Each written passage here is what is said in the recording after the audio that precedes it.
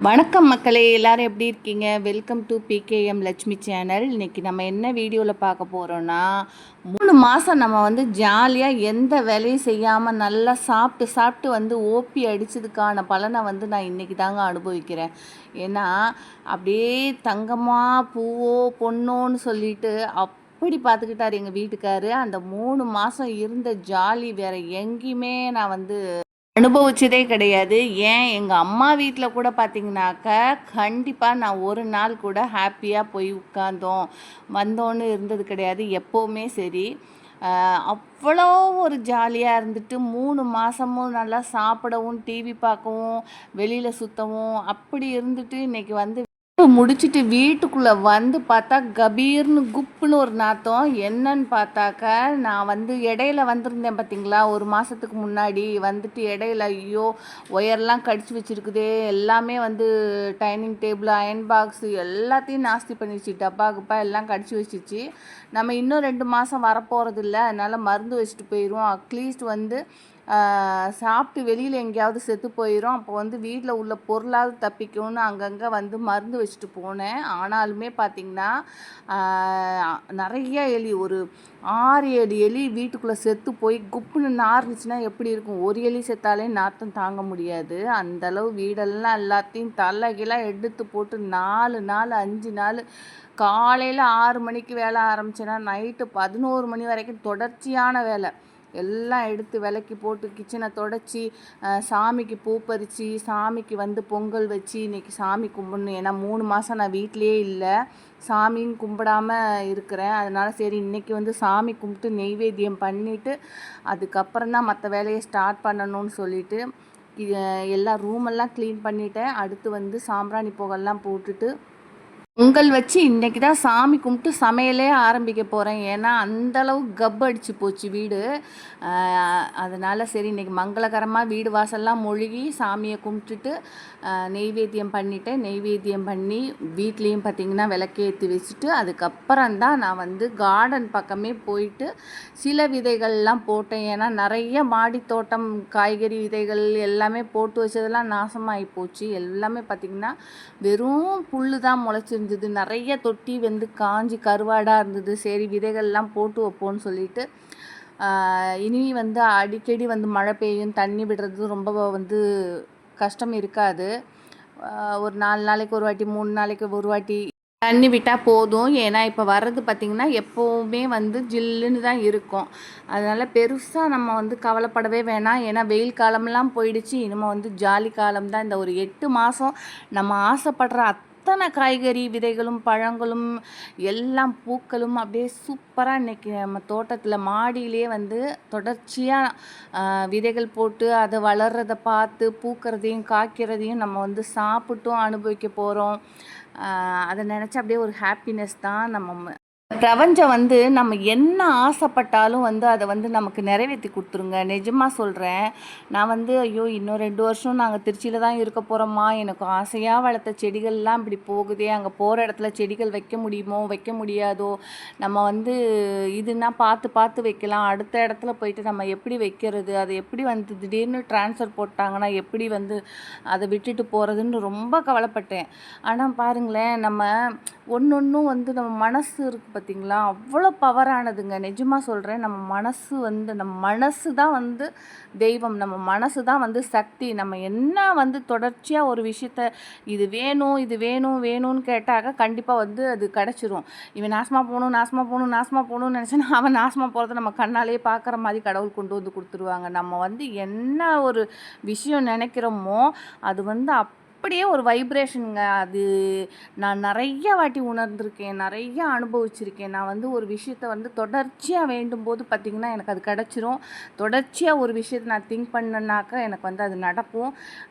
இந்த மாதிரிலாம் நிறைய வந்து எனக்கு அனுபவங்கள் இருக்குது. அப்புறம் பார்த்திங்கனாக்கா இன்றைக்கி நான் மாடி தோட்டம் வருவேன், இந்த மாதிரிலாம் ஹாப்பியாக வந்து தொடர்ச்சியாக காய்கறி விதைகள் போட்டு செடிகள் வச்சு அனுபவிக்க போகிறோன்ட்டு நினைக்கும்போது ஒரு சின்ன சந்தோஷம் இருக்குது. ஆனால் வேலையை நினச்சாலே பெரிய கஷ்டம் இருக்குது. அந்த மாதிரி வந்து ரொம்பவே கஷ்டமாக இருக்குது. இங்கே பாருங்கள் 3 மாதம் கழித்து வந்து பார்த்தா காடு மாதிரி புதர் மண்டி போச்சு. இது எல்லாத்தையும் கூட்டி அதை நெருப்பு வச்சு கொளுத்தி ஒரு வழி ஆயிட்டேங்க நான். அப்பப்பா வீடை க்ளீன் பண்ணி, வெளியில் க்ளீன் பண்ணி, தோட்டத்தை க்ளீன் பண்ணின்னு சத்தியமாக வேலைக்காரங்க வச்சா கூட எங்கள் வீட்டில் நிற்கவே மாட்டாங்க. ஏன்னா அவ்வளோ ஒரு 4 ஆள் வேலை நான் ஒரு ஆள் செய்வேன். அவ்வளோ ஒரு கஷ்டமாக இருக்கும். சரி பரவாயில்ல. எனக்கு வந்து இன்றைக்கி பார்த்திங்கன்னா ஒரு ஹாப்பியாக வந்து ஒரு க்ரோ பேக் ஆர்டர் பண்ணேன் 2 நாளைக்கு முன்னாடி. என்னன்னு கேட்டிங்கனாக்கா நிறையா அதுக்கப்புறம் டேரியா பூன்னு சொல்லுவாங்க இல்லையா, அது எல்லாமே நான் வந்து ஒரு சிஸ்டர்கிட்ட சொல்லி ஆர்டரு கொடுத்துருந்தேன்.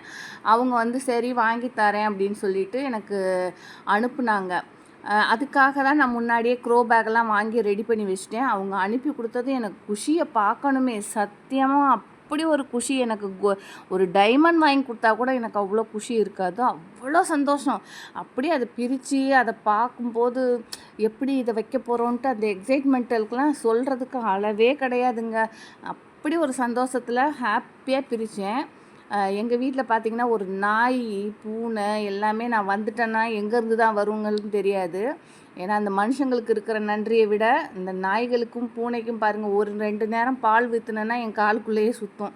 தெரு நாய்ங்களுக்கு ஒரு வேளை சோறு போட்டேன்னா கண்டிப்பாக என்னை நான் வெளில போகும்போது வரும்போதும் என்னை வந்து அப்படி பார்க்குங்க.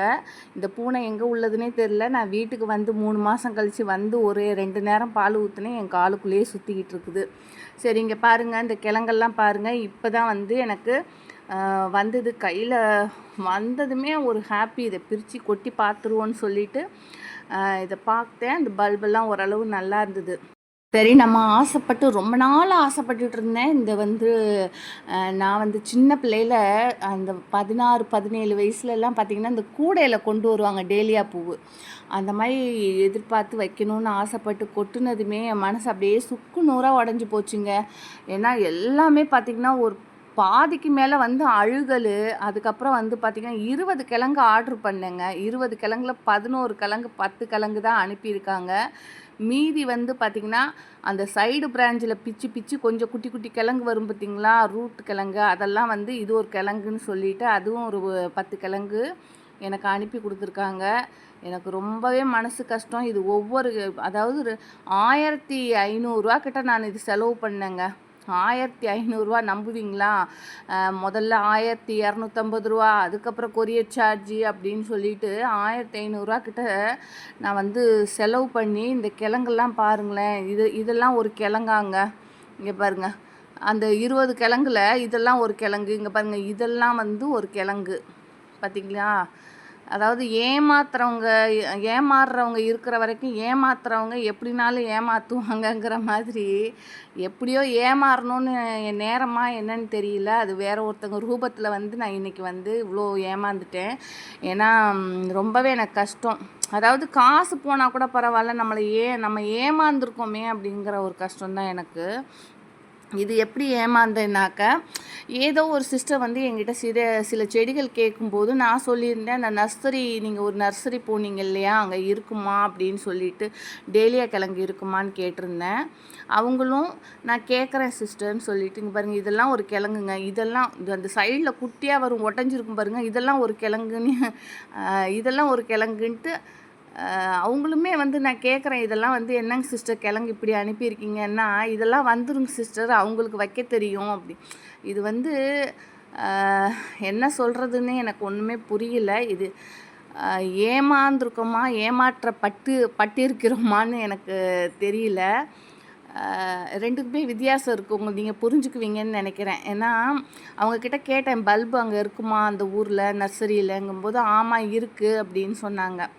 அப்போ வந்து எனக்கு ஒரு ஆசை. சரி ஓகே, அவங்க சொன்னாங்க உங்களுக்கு வேணும்னா சொல்லுங்கள், நான் அந்த நர்சரியில் கேட்டு வாங்கி தரேன்னு சொன்னாங்க. சரின்னு சொல்லிவிட்டு அப்போ வந்து என்னோடய அட்ரஸ்க்கு அனுப்புங்கன்னு. இல்லை உங்கள் அட்ரஸ்க்கெலாம் அனுப்ப மாட்டாங்க, நான் இங்கே வாங்கிட்டு உங்களுக்கு அனுப்பி தரேன்னாங்க. அப்போ நான் சொன்னேன், இல்லைங்க எனக்கு ஸ்ட்ரெயிட்டாகவே அனுப்பிட்டாக்கா நான் ஸ்ட்ரெயிட்டாகவே நான் வச்சுக்கிறேன் அப்படின்னதுக்கு, இல்லை எனக்கு வந்தால் தான் நான் உங்களுக்கு அனுப்ப முடியும்னாங்க. சரின்னு சொல்லிவிட்டு அவங்க வாங்கிட்டு எனக்கு அனுப்புனாங்க.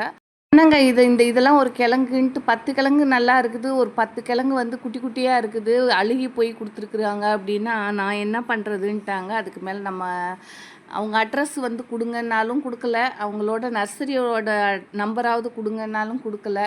அது என்ன ரீசன்னு எனக்கு தெரியல. இதில் ஏதோ ஒன்று இருக்குதுன்னு மட்டும் தெரியுது. ஏதோ ஏமாற்றப்பட்டிருக்கோன்னு நல்லா தெரிஞ்சு போச்சு. சரி ஓகே, ஒருத்தங்க ஏமாத்தினா என்ன, இன்னொரு சிஸ்டர் வந்து எனக்கு பிடிச்ச நிறைய பிளான்ட்டு நிறைய சூப்பரான பிளான்ட் இப்போ நான் காமிச்சேன் பார்த்தீங்களா, அந்த ஃபோட்டோஸில் இருக்கிற பிளான்ட் எல்லாமே எனக்கு அனுப்பி கொடுத்தாங்க. நிறைய கிழங்குகளுமே எனக்கு கொடுத்தாங்க. ரொம்ப ஹாப்பியாக இருந்தது. இதில் என்னென்னா ஒரு பைசா கூட இந்த செடிகளுக்காக இருக்கட்டும், கொரியருக்கு வந்து ரூ. 150 செலவு பண்ணியிருக்காங்க. அதுவுமே என்கிட்ட இருந்து ரூ. 1 கூட வாங்கலை. எனக்கே கொஞ்சம் சங்கட்டமாக இருந்தது. என்ன செடிகள் தான் வாங்கி கொடுத்தது இல்லாமல் நீங்கள் வந்து கொரியருக்குமே எனக்கு வந்து காசு வாங்காமல் அனுப்பியிருக்கீங்களே அப்படின்னு சொல்லிட்டு ரொம்ப வந்து சங்கட்டமாக தான் இருந்தது. இவங்க வந்து காஞ்சிபுரத்துலேருந்து வந்து பார்த்திங்கன்னா கௌரி சங்கர்னு ஒரு சிஸ்டர் வந்து எனக்காக அனுப்பி கொடுத்துருக்காங்க. அவங்களுக்கு ரொம்பவே கடமைப்பட்டிருக்கிறேன். அவங்கக்கிட்ட நான் சொல்லிட்டேன், உங்களுக்கு எப்போ விதைகள் வேணும்னாலும் சரி, கட்டிங்ஸ் வேணும்னாலும் சரி, கண்டிப்பாக என்கிட்ட கேட்கலாம் அப்படின்னு. நான் அவங்க ஏற்கனவே வந்து ஒரு வாட்டி ஒரு மிஸ்டேக்காக நான் அவங்கள வந்து அவாய்ட் பண்ணேன். கடைசியில் அதை தான் சொல்கிறாங்களே, யாரையும் வந்து டக்குன்னு நல்லவங்க யார் கெட்டவங்க யாருன்னு முடிவு பார்க்குற தோரணை காதால் கேட்குறதும் பார்க்குறதையும் நம்பக்கூடாதுன்னு, அது மாதிரி தான். அதுக்கப்புறம் அவங்க நல்ல மனசு ஒரு சில விஷயத்தில் புரிஞ்சுது, பேசுகிற தோரணையில் புரிஞ்சுது. ஓகே, ஆடி பட்டத்துக்கு நிறைய வெஜிடபிள் காய்கறி கீரை வகைகள்லாம் கொடுக்கலான் இருக்கிறேன்.